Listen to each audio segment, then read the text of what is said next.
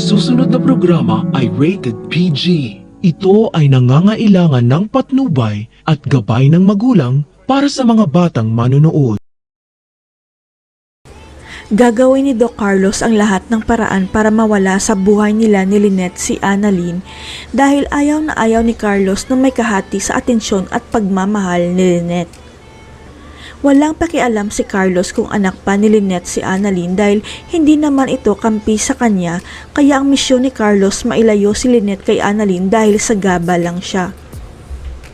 Walang kamalay-malay si Lynette na si Carlos ang sumira ng aircon at nagpatawag sa mga kaibigan niya para mailang si Annalyn at umuwi na lang sa dating bahay nila. Kaya lang bigo si Carlos na mapaalis si Annalyn dahil kay Lynette, pero ngayon tagumpay na si Carlos dahil kinausap niya si Annalyn ng personal na aayusin niya ang kwarto nito.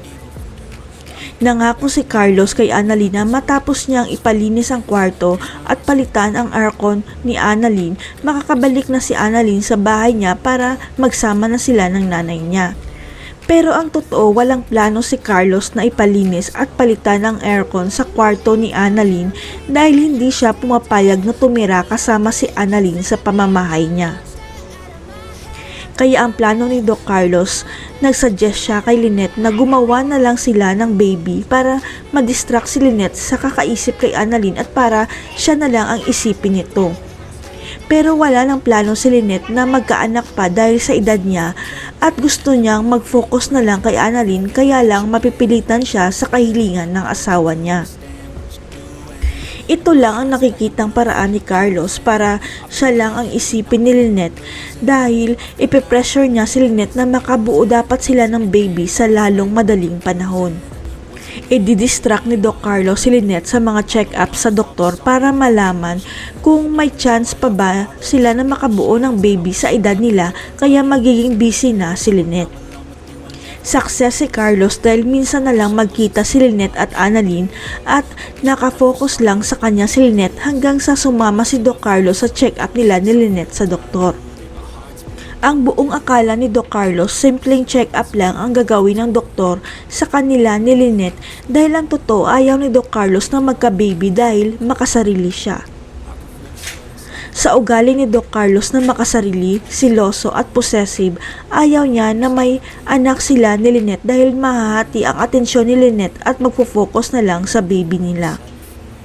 Pero marami palang test ang ipinagawa ng doktor kay Carlos para malaman kung makakabuo pa sila ni Lynette, kaya pumayag na lang si Carlos para matapos na. Hanggang sa lumabas na ang resulta ng isinagawang test ng doktor at malungkot na sinabi ng doktor na hindi na po kayo magkakaanak pa dahil baog pala si Doc Carlos. Gumuho ang mundo ni Doc Carlos dahil hindi siya makapaniwala sa nalaman niya na baog pala siya dahil ang paniniwala niya walang problema sa kanya dahil nakadalawa na siya. Pero ang hindi alam ni Carlos, hindi na pala siya makakabuo pa dahil sa bisyo niya noon ng sobrang pag-inom ng alak nang mamatay ang una niyang asawa, kaya siya na karma. Ayon sa doktor, ang sobrang pag-inom ng alak ni Doc Carlos ang naging sanhi kaya bumaba ang testosterone levels niya, kaya hindi na sila magkakaanak pa ni Lynette.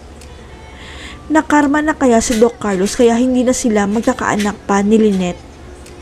Abangan.